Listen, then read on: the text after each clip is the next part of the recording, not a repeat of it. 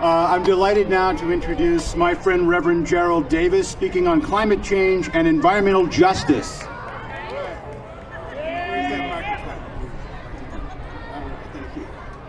Hello, Tulsa. Tulsa, are you doing all right?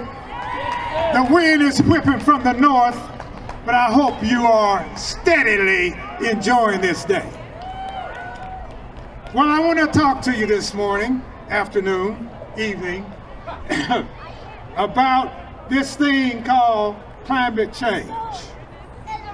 You see, when we say climate change, we think about bad things. All the things that are happening that we know about: water is rising, wildfires are spreading, temperatures are rising, and it's not very good for the human spirit.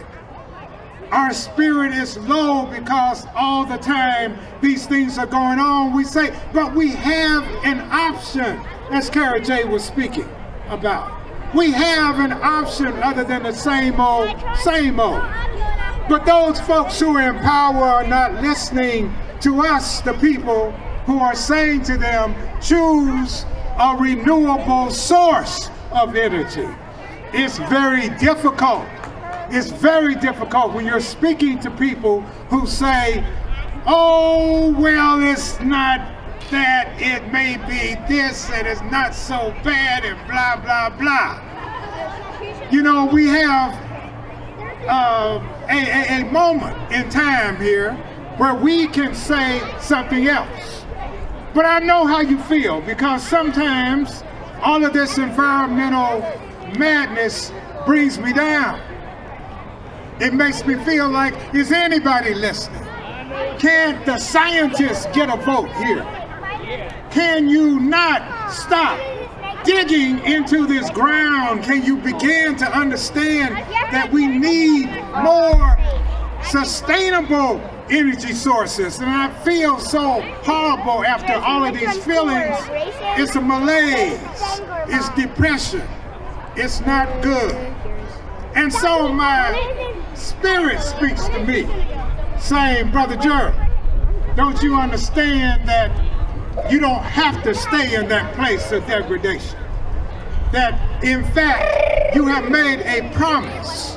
You said you made a promise to connect all these folks. You made a promise because if you believe in a spirit that is powerful, then you know that powerful spirit is not going to let you go down and feel horrible. But connection is where we must go. I'm here to tell you that we cannot stand by the old that says we're this and they're that. And I'm here and they're there. We have to bring ourselves to the place that says we are each other. We are each other. And if we understand that I'm you and you are me, come on, I can't be all I can be until you're all you are. So I'm saying that to say this. We need to all say our promise to this connection. The connection that I'm talking about is organizing, because we can't stay down. But you know, change comes from anger. And if you're sick and tired of being sick and tired, it's time to make that change. So that anger is good, but I'm not talking about hot anger, where we punch people in the mouth and knock folks down and say to them, you're a loser. That's the same thing they're saying to us. No, I'm talking about cold anger. Do you know when I say cold anger, you know what I'm talking about? I'm talking about organizing. Because when you organize, you take that anger and you put it to good use. You say, what are the things we can do? Who are the people we can touch? How are we going to do better? And we cannot do wins and losses and say we're losing and they're winning.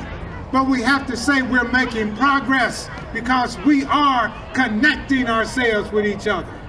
And that's cold anger. And I'm here this morning, afternoon, evening, to say that cold anger is going to bring us to the place where they can't stand it anymore. They're going to have to say, you're right, you're absolutely right. And that's why we're here to do this. We're here to say this is not going to go the way it has been. It's time to change. There's a bill that is sitting in our House of Representatives in Washington, D.C. And that bill is called H.R. 1705. You can go on your phones and look it up. H.R. 1705. It's the Donald McKirchen Environmental Justice for All. Environmental justice for all.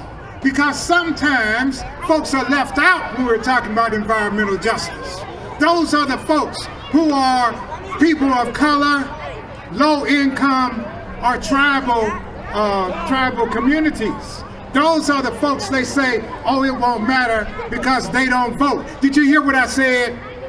They are assuming we don't vote. We are the people who must vote. You hear what I'm saying? You gotta vote. You gotta vote. You may say, but this is a red state.